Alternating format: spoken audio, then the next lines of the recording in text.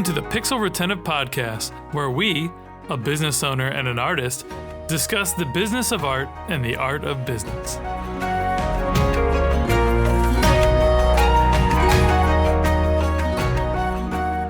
Hey friends, I'm Carl, founder of EpicMate. I'm Ross, creative director at EpicMate, and we're the hosts of the Pixel Retentive Podcast, where we share our thoughts on creativity, art, and business. Past guests include Tim Harris, who's the CEO of Paragon, the NFT experience platform, Joe Weaver of OceanT.com, and Chris Sweater, the co-founder of VOI. We are forever grateful for the supporters of our podcast and are always looking for more sponsors. That said, Pixel Retentive is always brought to you by the creative gurus at EpicMate. EpicMate is a team of artists and strategists with a mastery of visual storytelling. Our studio makes unforgettable animation, graphic illustration, infused with ideas that put money in your pocket. We best serve marketers and brands seeking to engage nerdy millennials, and some of our favorite clients include Nickelodeon, WWE, and Sci-Fi. Visit getepicmade.com and let's collaborate on your next creative campaign. So with us today, we have Myles Blasonato, right? That's it. You got it. Nailed it. Myles had the opportunity to work with some of the most talented people in gaming and was involved with crafting experiences such as God of War, Heavy Rain, and Destroy All Humans. He has over 15 years of experience in the game industry and has worked across mobile, casino, AAA, indie, and the Web3 platforms. He also runs a blog called the designlab.blog, where he hopes to educate the future of Web3 game designers on the unique skill sets required to transition from traditional game design to the world of Web3 and vice versa. Welcome, Myles. Glad to have you on, man. Thanks. Yeah, excited to be here. Talk about some Web3, and it'll be exciting. Thank you. I think it's one of those.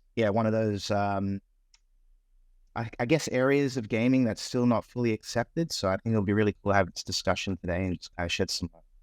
It's kind of the same. It's kind of the same way about art too. Creativity or creative, and any sort of illustration. Obviously, the NFT space, the video space, that all kind of fully encompasses the NFT movement. A lot of that stuff is really tabooed in those communities at the moment. So Let's just think, there's been so many grifters and so much miseducation, misinformation.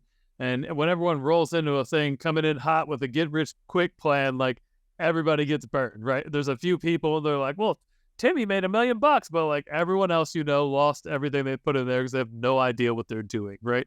But before we jumped deep into the Web3, I would like to give the audience a little bit of a chance to get to know you better. So if you could, tell us how long you've been in the industry and the project you're most proud of so far. Yeah, so I guess I've been in the industry for about 15 years now. So it's been quite some time. I started when I was like 13 with ActionScript and Flash. I still think that's one of the most amazing tools. I love it. But then Unity came out and jumped onto that. And then, I was really fortunate at a very young age where, AAA was starting to become it was established here, but it was starting to get that next kind of level in Sydney. And so, Corey Barlog came down, worked with George Miller, put together a studio, and I was the fortunate designer to be hired for a junior at that role and at that studio. And so it was literally Corey Barlog, myself. And then, the tech director was Stefan, who was the tech director on Heavy Rain. Our producer was Derek Proud, who was the producer on, Destroy All Humans. So I really spent like that year just kind of learning from everyone. So that was a really crazy experience. And then from there, the industry crashed into mobile, essentially. So AAA kind of turned into mobile. And so I moved into that space. And I guess the game that I kind of credit my knowledge in, I guess, more of the finance space, coupled with game design, would be my gig at Royal Winds, where I worked on Cash Carnival. That game, we ended up selling that for just 25 million a couple of years ago. And that game was the first, I like to call it the first skill wagering game. That was really the push that the company had at the time. where it was all like casino and kind of gambling, was all traditional, right? Like you put money into a slot machine, it's all RNG, and but this was you actually played. There were match 3 games, and based on where you got, would be how much money you would. And so we try to get a license for that. But this is all before NFTs, all before tokens. We're trying to, essentially create a new skill wagering gambling license. And we ended up doing that with the Canadian government. I think it was like the Anunnaki government back then, and they actually worked with us and gave us that skill wagering license. And so we were able to do it. And so for me, that was like the first kind of big game that I got to direct. And it also pulled in all of these new things, like, how do you combine skill with gambling where there is a RNG component, because the player can't always win, right? And so how do you do all that? And so what's RNG? So it's random number generator. Oh, okay. Yeah. Got it. It's just luck. It's a luck system inside of any game. Got it. Exactly. And all casino games are pretty much random. Just because I don't want to say random, it's like there's math behind it, but it's always favored or weighted towards the house.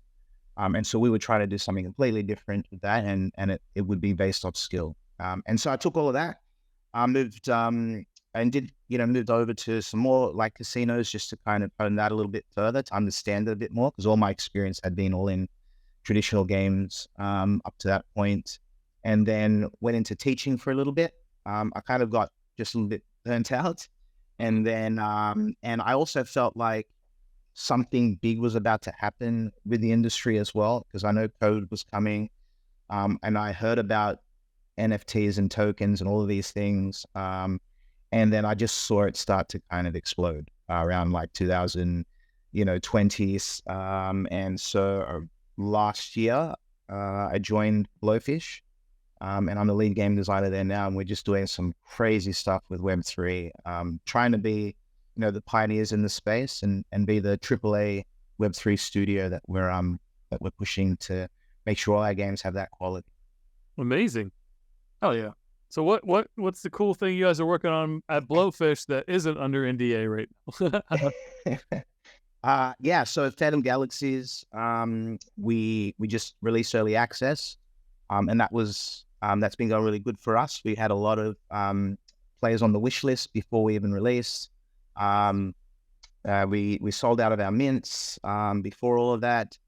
But what we have seen, which has been really interesting, so like the Steam players, they're just not interested in Web3 at all.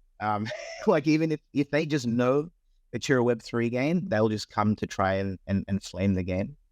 So we found that a lot, because one of the key things with Steam is like, when you put a game up on Steam, it has to have parity with the Web3 version of it. So both versions have to have all the same features and all the same things. So there's not much flexibility there. You just have to make sure that the game can work as a Web3 and a Web2 experience. So it's like a cross-platform thing. That's why it's a AAA game, because we tried to make sure a lot of players get their hands on it. And just trying to see, like, can we get Web2 players understanding, what a Web3 game with traditional game design principles, how that might play out and how that might feel, and try to get a bigger adoption of players across and just have a look. And so that's what we're doing now with that game, is just going through, and we've got a lot of good feedback on the Epic Store and things like that. So we're trying to make sure and just improve the game, and just working with the community on the Steam version, just to make sure that they can see that this is not just your everyday kind of Web3 experience. So right. So yeah, Phantom Galaxy is our flagship at Blowfish. But the game for me that's kind of close to my heart is The Wanderers. That's I'm the lead game designer on that one, so that's solely on me. So that one, at thewanderers.ai, you can check that one out. But that's a roguelike card game, and I just feel there's so many interesting things that we're doing with that game that I think are important for the Web3 space. And I think we'll talk about it in a little bit, but there are a lot of principles that I look to at real life modeling of economies and just looking at the stock market and finance, and then seeing how those models could exist in games to try and make it feel more like an ecosystem. Nice. Yeah, I mean, so when you get to the space where Web3 is so behind the scenes, right, that no one really knows that it's Web3, and they don't need to know, right? Like you can have custodial wallets built into your platform, right? And then if they want to send it to their MetaMask or whatever, fine. But when the experience gets to the point where they don't have any of that friction, because if you try to do anything, it's so difficult. Like onboarding anybody into Web3 right now, it's just like pulling teeth. It's so hard. And that's just how it goes, right? I mean, we used to have to dial up on the internet, right? Does anyone know what the fuck that noise was for on 56K? Were they just trolling us the whole time? Or was there actual utility to all those? Anyways, like, that was my name squirrel moment. But it's like a fax noise, right? It's basically why does it make that specific noise, or is it just some bullshit someone made up to annoy you? It's like how annoying can we be and make this experience? Let's do that. So that's how I feel when I'm trying to onboard people to Web3. That always comes into my head.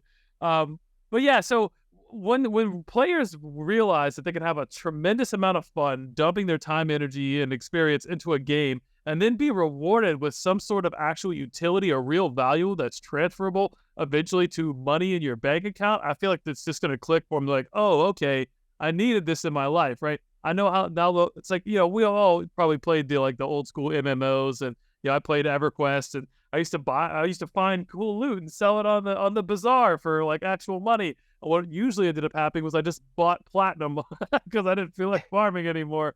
But that was the pitch I sold my wife before we were in there, and I was spending our real money on fake money, as she used to say. But the idea of this has existed for a while, but this utility and being able to have it decentralized and exchange across different platforms, like, I don't understand why Epic Games isn't leaning heavier into this, other than like the visuals. But I just feel, other than like the optics of Web3 right now, right? Just like you have these like rare skins that no one can get anymore because they were special from like 3 seasons ago. Like, those have value. People could sell those, and Epic could make 50% on the royalties on them or whatever they want, especially if they created like a closed system. So I don't know. That was my totally.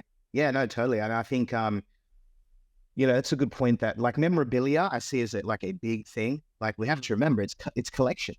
But no one's using NFTs kind of like that. Everyone, they're using the token and the free to play kind of model and doing a lot of stuff to try to have that economy kind of sustainable. And I think that's one way, and we can talk about that. Definitely have some opinions on how to do that properly. But I think, like, if we just took a step back, why not just buy a Steam game, $20, and if you finished it, you got a cool little limited edition NFT. It's just like buying a collector's edition game from the store, and you get the statue of, Leon Kennedy with the Resident Evil, and why can't we do that with NFTs? Why couldn't we just release like 5,000 of these things?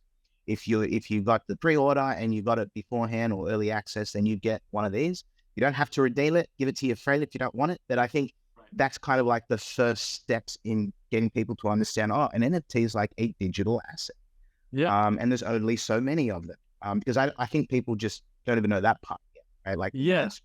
I think that comes from, so when NFTs at least when they first became more mainstream or more public, back in 2020 or 2021, something like that. Yeah, it's 2021. It was the way it was explained, because Carl got into Web3 significantly ahead of myself. And the way that I got to experience it from the art community side, where there was all sorts of like pitchforks and, torches and shit. And, Carl was ahead of the game in that regard. I had him kind of explaining it to me in a way that I didn't necessarily get swept away by the flash mob of witch hunters. But I think that the reason that, so I can kind of see both sides, and I think the reason people are confused about why it's even a thing is because it was presented as you basically attaching Ethereum or anything on the Ethereum network to a digital asset that is not unique, right? Like you could basically NFT anything, including other people's artwork that you just saved off of Twitter or whatever. And so that's the exposure that people get on the art side or on the creative community side most of the time, is this like, oh, these people are trying to make money off of my stuff in the same way that you pull, artwork off of the internet and print shirts and make money that way. It was like, it wasn't seen as an experience, but since working with Tim Harris and his team on Paragon, I see that it functions a lot more like, in super lay terms, like baseball cards, basically. I was literally gonna say trading cards, right? Yeah, right. Yeah. So, and it's trading cards in that in its current form, it's closer to baseball cards in the sense that they don't have a game associated with many of the collections, right? But even what Tim is trying to do with Paragon, and it seems like what you're headed toward in most of your projects, is that they could be closer to Magic the Gathering or Yu-Gi-Oh! Or any of these other platforms that have actual utility and actual games behind them. And the cards themselves have monetary value in the same way that cards in those platforms that we know of, like Magic the Gathering, have monetary value.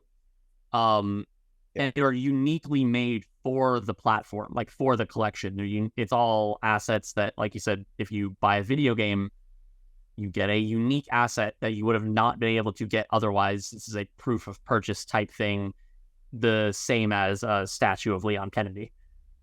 Yeah, totally. Yeah. And that's go ahead. Sorry, I was just gonna say that's why I love the whole card thing. I think you're on the money there. I think with the Wanderers, that's what we're doing with that game. Right. The pre-sale was we call it RAM, so that I was just like, let's call it RAM. It's in context with installing these cards into your brain because it's like a retro sci-fi type of thing. And so the RAM cards, they essentially it's like a trading card game. They have their serials, because that's one of the big thing, right? Like if you buy Pokemon cards, I used to play Pokemon TCG at that pro level. They have all the set numbers and all those things, and so that yes, there might be 5 or there might be, let's say 1,000 Zoroark GXs, and you can see what number it is, and how how many was printed in the collection, and so you're guaranteed to get an actual one and not some counterfeit. We don't have the tools to check for counterfeit like with trading cards, hold them up to the light and things like that, but I'm sure those things will come in time, being able to check for those things, and those things are already starting to come out as well. But I think if we take the concept of cards as a way to show value and scarcity, but then map them to behaviors that are not traditional card game behaviors, which I think is a misconception of how you would use cards in the Web3 space. But I think if you could take something like a scope for a sniper rifle as a card, place that onto a roguelite bullet hell experience, now your pistol has a scope attached to it, and now you can the bullet hell can be played in a different way. It now changes the systemic behaviors of how the game actually works, and I think that experimentation is like build crafting, right? And I think that is part of the fun of like card games too. Yeah, and I think we're seeing stuff like that.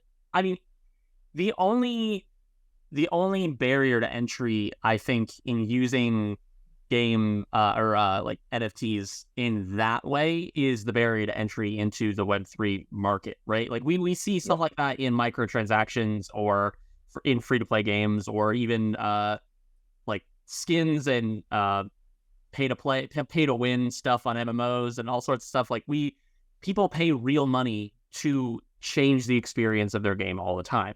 That's not a foreign concept, but the problem is getting them to pay Ethereum to do it.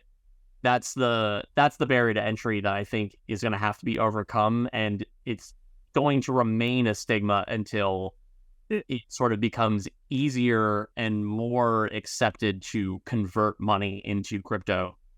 So it's got normal base level. Sorry, Russ. No, so it's gotten a lot easier to do that. And there's actually so when I was speaking of Boston Blockchain a couple months ago, there's tons of platforms right now that are already doing this for social media platforms and any type of things where you want to build an online community. I mean, there was some guys there, that were they have custom clothes that they build in collaboration, like custom, shirts or shoes or whatever in collaboration with, famous athletes and artists. And they're called In-State. And anyways, but they'll have NFC chips. So your near field communication, same kind of stuff that's in your, your phone or your debit cards these days, right? And you can scan that NFC chip and it'll link to the NFT that's in the minting wallet. So the NFT never moves, but it is tied to that article of clothing, and that authenticates that this is the real thing, right? So that's a cool use case for NFTs and luxury brands on top of that. And in that same vein, I'm wondering why, at what point is it going to be all in it? So my problem with digital games, right, especially you buy a game on Steam or you buy a game on, whatever the case may be, and it's like my friend wants to borrow it. Well, I didn't buy the cartridge or the disc or whatever, so I can't lend it to my friend anymore. But what we should be is buying an NFT that when you have the NFT, it authorizes you to play the game, and I can let Ross borrow it for a little while and, pay some gas fees, or if it's put it on Polygon, right? There's no gas fees. So, and then you can give it back to me, or we can trade, and so we can bring some of that back into the digital economy, because we lost that when we lost these tangible things. And I think that was always a fun part of community building was, I'm gonna buy a game, you buy a game, and we'll trade, or that kind of stuff. So there's something there that I'm waiting for it to come back and manifest in the Web3 space. So. You could also even have, I don't know if this is a thing that already happens in NFTs or if it's something that is even possible, but you could also theoretically bake into the royalty contract that when you trade a game, there is some sort of fee associated with it, right? Because one of the biggest things that digital games helped crack down on is the fact that you buy a single game and then sublet that game to your friends. They don't have to buy it, right? That was one of the whole reasons why transitioning to digital platforms, and even stuff like Netflix and whatnot, they're all cracking down on sharing this sort of information. And I imagine that you could theoretically bake in some sort of more minimal fee associated with transferring it from one wallet to another. Yeah, you could make a smart contract. Good. Yeah. I was going to say you could do that with a smart contract, but I think the bigger thing for this to actually move in that direction, because I fully agree. It's actually one of the reasons why I got interested in the space to begin, because it's happened numerous times where I had an old console, it had, network capabilities. They pulled the network capabilities 10 years later. Now I cannot access any of my games anymore on the PS3 and things like that. The other big one was, recently 2K just released their new version of WWE, and I'm a big WWE fan. And I cannot go and buy 2K19 on Steam anymore because they just ripped it from the servers, and players that actually have 2K19 cannot really use it online anymore. And I think the reason, I think what we need to do is we're still thinking, we say it's decentralized, but I don't think anyone really understands what that means yet in terms of the mass adoption of what this needs to be, because a lot of the things that I see are centralized. And so if in order for us to actually go decentralized, it means that it has to be a DAO, it has to be an organization, decentralized organization, community that's put together. And we're seeing it now in Discord, right? Discord communities come together. And, these communities essentially become DAOs that govern those things that you were talking about. It's like, are we going to be charging in the smart contract when we share games around, because it's completely decentralized. And I think that makes sense, because if I was to buy a disc from someone back in the day and I traded that with my friend, there would be no fees or anything like that. The developer already got their money. I purchased the game. And then, and it was much simpler. Now we're starting to see things like, Netflix just trying to stop that sharing, because I think it's something that they want to make sure that, the piracy is not But I think NFTs, they just solved this already. That's the security thing that it solves, right? It's public on a public ledger for that reason, so that you cannot be dodgy with it. It's public. You go and see, transact. I know how much you have. I know what you earn. So there's no way to actually pirate anything. So I think once we really understand that it's cannot be centralized, it cannot be a company that runs these things, it has to be a community, and it's fully decentralized, meaning that no one owns it. You can share it around, and then what happens with those things are governed by the DAO and voting rights. And we're seeing a lot of governance coming into games too, and I think that that's going to be a real big push, because I think that that's like when you think of a trading app, like Superhero or something like that, being able to invest into a company, and then also if you're a majority shareholder and you're on the board and things like that, having like voting powers. I think that all those things do need to be replicated in that kind of digital sense, right? And so that when we start to think about it that way, we can see how like Maple Story, 20-year game, if that was all digital, right? Like that's just as long as some of these ETFs have been around, right? Some of the more stable ones. And so, you take a game like Maple Story, and there's a talk on GDC about it that the director gave, where it's literally what you were saying, Russ, like keep adding content to the game. They add like five update packs a year just to make sure there's utility, because players will keep coming back and trying out new things. So like that's really the first step on that longevity. Yeah. And then you can look at the rest of the economy. But I fully agree that that's what we need to do, is like get people sharing games again.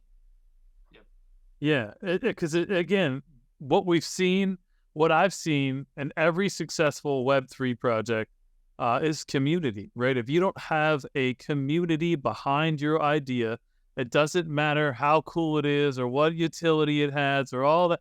No one's there to care. Like, and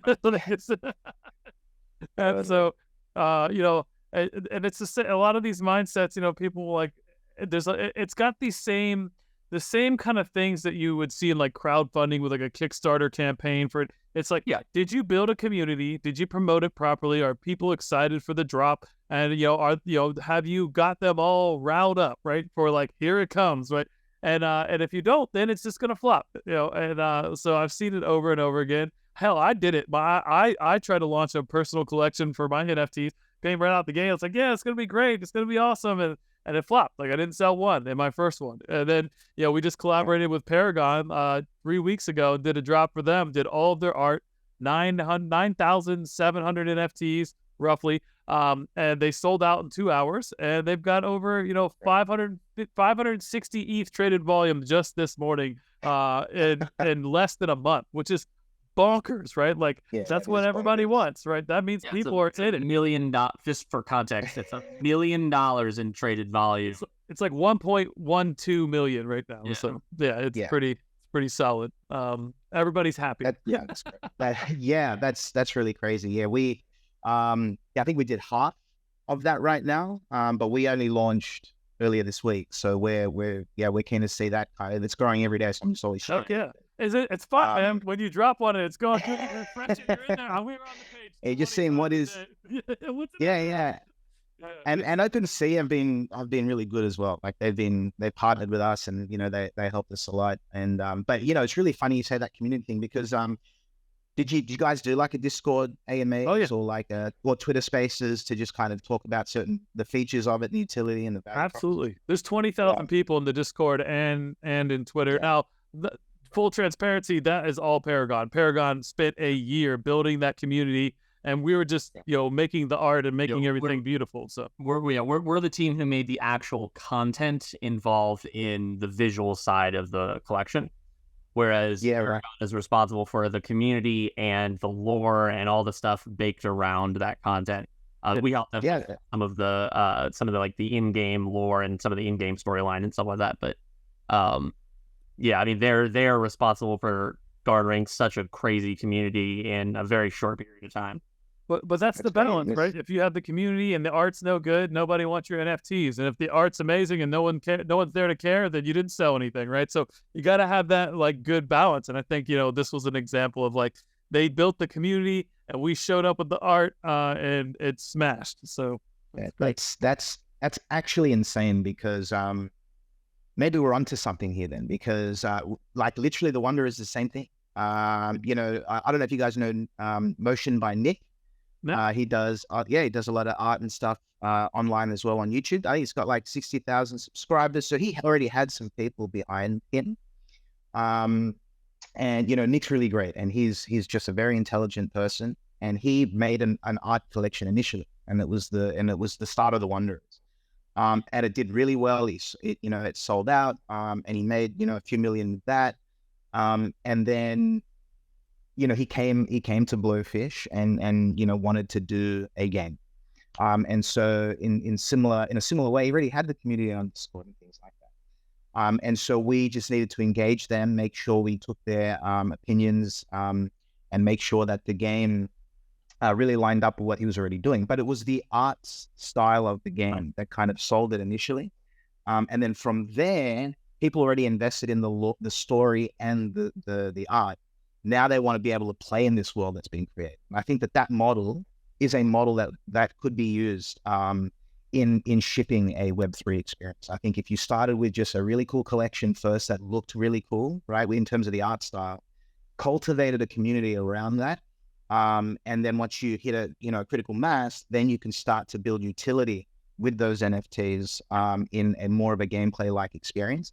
But along the way, the most important part is you have to get those early adopters into a Discord chat or into like a DAO. Without a doubt. And then you can start to get feedback early on. Like, how do you guys want to use these NFTs? Because if you do it in the wrong way, you know, there's going to be, they're going to be angry with that. And so it's one of the things I learned with the Wonders. You know, it didn't quite work out this way with another project because they didn't have a community to begin with and things like that. So it has been a little bit more difficult because you have to cultivate the community while building an experience at the same time. Right. But I think if there was any template for success in the Web3 space, I would say it would be to release a collection that looks really cool in terms of the artwork first, build that community, and then build the game for that community. And then once you launch that game, like, you know, I think what I saw be a failure on the flip side, you know, in the 2021, 2022 is people building games for NFT's sake and not for like, hey, this game's really fun and really engaging. I would play this game for no reason other than to play the game. And now you layer Web3 underneath that, right? Like the game has to shine, not like, hey, we're getting crypto and NFT. Like that's not going to make anything exciting, right? Like that's just going to be someone else's job. Eventually it's going to be a job someone doesn't want to do. And it's just going to be all people in third world countries making like just enough money to eat. And like, you know, we saw all that happen with a couple games. But you know, it is what it is. But that's my because it becomes glorified stock trading at that point. That's what I was gonna say. yeah, exactly. It's DeFi, and that's the problem. It's like, you know, you're building DeFi experiences for people that want game experiences, and it's just like that doesn't make any sense. I don't want to play superhero. I want to, you know, superhero the trading app. I want to play, you know, God of War. I want to fly a mech in space, you know, like with Phantom Galaxies. And I think that was a misconception. I think, yes, there are a lot of players that are investors, right? Like traditional kind of investors that don't, maybe not even necessarily play games or might not necessarily play hardcore games. They might play mobile games, more casual things. And I think that there needs to be an experience for them. That's part of your ecosystem as well, because the way I see it, and I'll share a link at the end of this, but you know, there was a paper written and it talks about 3 player profiles, and it was similar conclusion to what I've come to as well, where you have players, you have developers, or I'm just going to call them builders, and then you have investors. There are these 3 types of people in an ecosystem, and if let's apply that to the real world, let's take real estate. You have the people that rent, the renters. Right. Then you have the real estate developers, the guys that actually build the homes. And then if there is no investors and they put up their own money, cool. Then they own the house as well. It's an NFT that they own too. But then, you know, then you have investors come in and they can put money into that developer or builder to give them financing to actually build things, right? Now, if we applied that model to like a more digital thing, you could have players, you could have people that build content for the game, so like modders. But now modders can get paid, right? Like you pay to play it, so that's like paying rent, cash flow. And then you have investors come in and purchase the tokens and put money into the actual experience. But right now it's just putting it into the game, right? We need to actually put that money in content creators, because I think Web3 is about content creation now. It's about you actually owning the content that you make. So we need to build games that allow you to build content in them, and then allow you to monetize on that content, have investors invest in it. And I think that those games will have that longevity. We've seen it with Minecraft, right? We've seen it with games like with Roblox, right? So yeah, I think this is the model that we need to understand, because a lot of Web3 games aren't doing it like this. They're not looking at 3 players. They're looking at the one player that can do all 3, right? And it's very different to build a home than it is to just rent a place, and versus just going on a stock marketing app and investing in some REITs. Right. So you own some real estate that you have no idea how the real estate game works. And I think having those 3 different experiences, the game that you play, the modding tools that you use to mod the game, is totally different to just playing it. And then having this like meta layer on a website that you can log into, where you can, make some investments, you can heal some of and I don't know if you guys played Infiltration recently, but there's a lot of cool stuff that they're doing on that. But it's totally different to the actual game experience. It's separate. It's for the investors to engage with it, because they're not going to play the full game and shoot and do any of those things, right? They just want to, they don't want to do running them. They just want to have a look at the statistics, the data, which companies or which content creators are doing the best in the experience, and let me back these.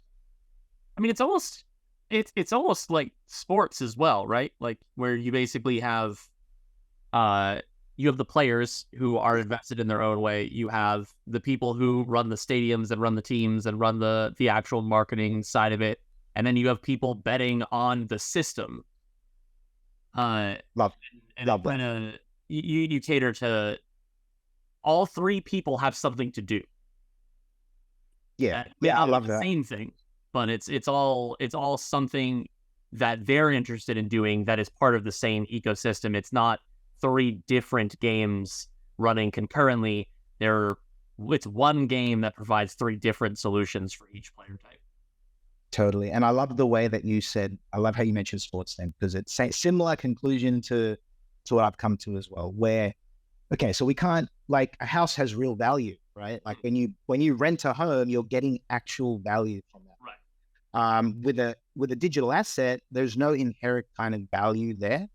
So you need to build that value proposition. Okay, well, what about sports? There's no actual value proposition there. It's just again, with some rule sets that people tune in to watch. So what if we took esports and used that as a framework to add value proposition to the digital assets? Now we have competitions, right? Or tournaments that you have to enter to participate in. Then you have, and those are the players. Then you have teams that get put together, and that's content creators. And then the investors that invest in those teams, but you can do it all digitally. And I think that idea of creating like a esports style economy or experience, I think that could work. And I think that's why, for me, I'm excited about the cards thing, because again, I used to play Pokemon TCG in the pro circuit. And for me, it's like, that's how you get the value out of the cards. You win tournaments and earn money. And if you're backing teams that always win, because you're an investor and your teams are always winning, then you're going to get cash flow. You're going to get cash flow from all the tournament wins. And I think that model is a good kind of first step, rather than, trying to add value to something that innately doesn't really have it initially. It's digital. Yeah. I mean, if like watching, like I've watched a few esports games, and like mostly with like League of Legends and stuff. And like if I could bet on, Cloud9 or Team Liquid or something like that, and have it be in a secure digital system where I'm putting money in, and I understand that, like, I can track it in the same way you track like fantasy football, right? It's not just like betting your friend next to you on the couch with like $50. These systems already exist for more athletic sports, right? They just don't exist in an NFT format. They might actually. I'm not entirely sure, but yeah. DraftKings is doing some of that now too. Are they? Yeah, not for esports, but yeah. Yeah, right. Yeah, but I mean, the same sort of idea can be applied to not only esports, but like you said, an individual game, right? What if you apply this to not just players in an arena playing Call of Duty, but the system itself of all players playing Call of Duty, right? And now you can constantly get sort of return on investment there, or mod the game for play in the actual sort of casual sense. Yeah, I mean, there's so many avenues to go with these things. You could be like, all right, whoever wins this tournament, your team jerseys all get released as skins in Fortnite, right? And they're NFTs, and like, I mean, you could get as deep as you want to go as to as many crossovers. But I think you said something earlier that I wanted to chime in on. That was, about this. It's really this creator economy, right? Like Web3 in itself is about really rewarding the builders and creators, and then the people who invest in the right people, right? So, like, Web2 was all about creating these user-generated content platforms, these social media platforms where, all of us probably have generated tons of content for social media, and we may have gotten fractional amounts of money back from these giant tech companies, maybe if we're really good, but most of us are just pouring money and time and energy and effort into these tech giants with no rewards, right? So they're mining all our data, they stripping all of our metadata out of our images. Now they have an open license to do whatever they want with our stuff, and now they're capitalizing on that with generative AI algorithms. They're all releasing their own shit, and they're like, well, we own all this per our user license agreements, which no one's even no one really is in the weeds of that yet, but that's about to come out when Facebook drops a thing where it's like, oh, well, we used every image everyone's ever uploaded to our system with the hashtags they already plugged them all up with. Oh, and you agreed to let us do that in your user license agreement that you signed when you were in college. Like, but that's coming in the pipe. But so this Web3 economy is saying, no, we're not going to do it that way. It's going to be more decentralized. The creators are going to be rewarded. They're going to be documented with NFTs and immutable records of where these things came from and who made them. So, views and all these sorts of things won't be as hackable and bullshit like they do with, like, Spotify. There's like, we had Andrew Beatty on there. What's his app called? We'll look it up in the episodes list. Ross, look that up for me if you don't mind. Yeah. But anyways, they do audits on your Spotify. It's Beat something. Yeah. Yeah. Beats app. Yeah. Where they're auditing those records because they're not reporting them accurately. So they're actually overlaying these things with a blockchain solution. So that kind of stuff is all in this new creator economy, rewarding the people for building things. So I love to see that. So I guess Yeah. And it's crazy because can you imagine YouTube without any creators? Right. Can you imagine Facebook without any people on it? Like, literally, you need to build content, like your profile page. That's building content. Yep. To even engage with that platform, right? And you don't get any money for that. You've literally helped build Facebook page by page, and they're getting all the money from it. And so it's one of those things where, I think that was Web2. It was like, give people the ability to make stuff on our platforms, but it's centralized.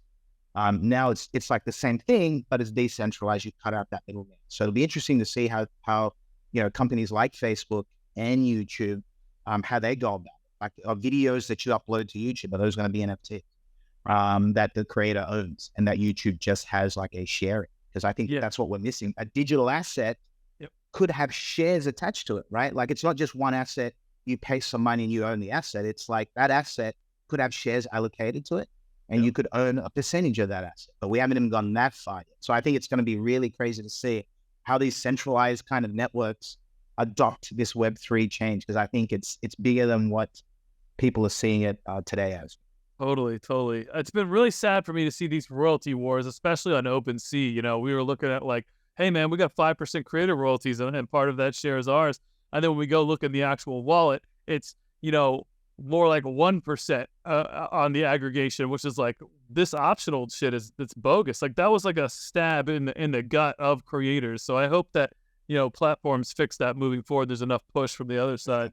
And I think one last thing that I want to mention before we wrap here, but I love the other side of this where people build communities and they build things like this, right? Like, so I have Mutant Ape Brewing here. It's just called Mutant Brewing, but Someone owns these NFTs, then they've created an actual brewery, and now they're putting out Bored Ape, Mutant Ape, like, and that's because in their license agreement with Yuga Labs, like if you own that NFT, you can do whatever you want with. So these micro communities are blowing up everywhere, and like they're really doing something cool with that. So when you let the communities do whatever they want with this and let them take, real sovereignty and ownership over their piece of this community, it's really empowering, and the creativity that comes out of it just explodes in all directions. I love we did the same thing with the crypto tats. Crazy Carl Collective. Whoop whoop. Yeah, we have a crypto tat, Assassin 906, and we made a comic out of it. Very cool. And so we have like a 4-page comic origin story type situation with that. And we would have never been able to do that if it was proprietary, Facebook owned IP, right? Yeah, no, totally. And that's the same with the Wanderers. They put out a digital comic. They wanted to, they could go paperback. But it's really cool that you can take those early steps. Like it just starts with a collection that looks really interesting, that people engage. From there, you can take it in so many different directions, as long as there's it's just that utility. It's like the dollar will only get you as far as it's useful. And so like as long as there's utility for that NFT or the token, then I think I think that makes sense. And I think that also tokens are tokens. Like, why would you need Ethereum to buy an NFT, right? Like to me, where we're seeing a lot of advances now for that barrier to entry is in just buying directly with a credit card. And I think that's, those things are going to be paving the way for lowering that barrier to entry.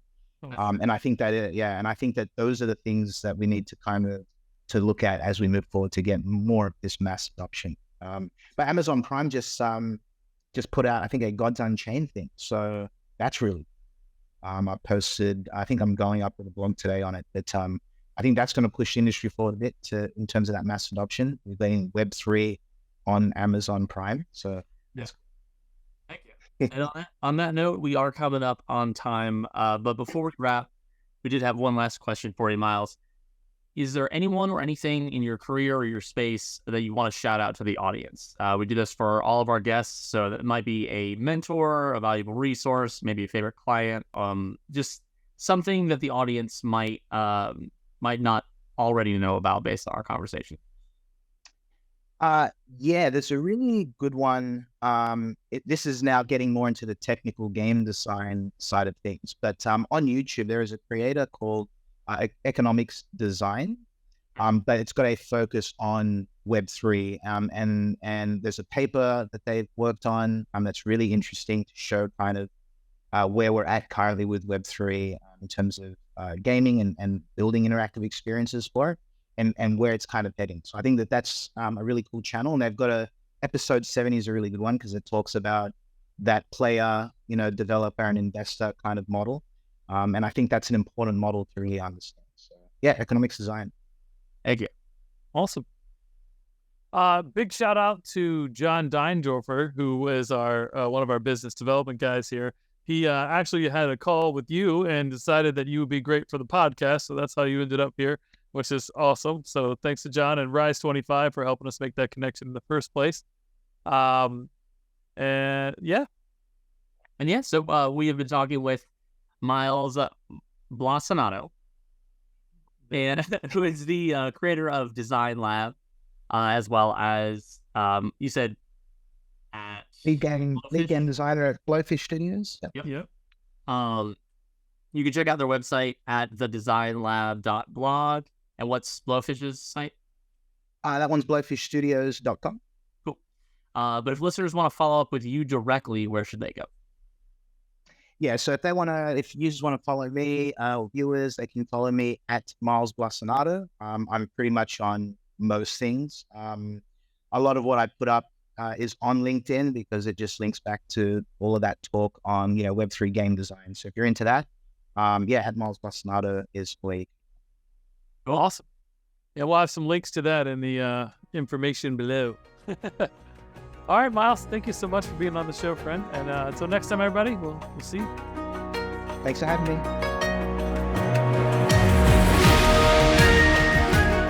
me. We really hope you enjoyed the show. Please like and subscribe to join us on our next journey through the world of art and business on the Pixel Retentive Podcast.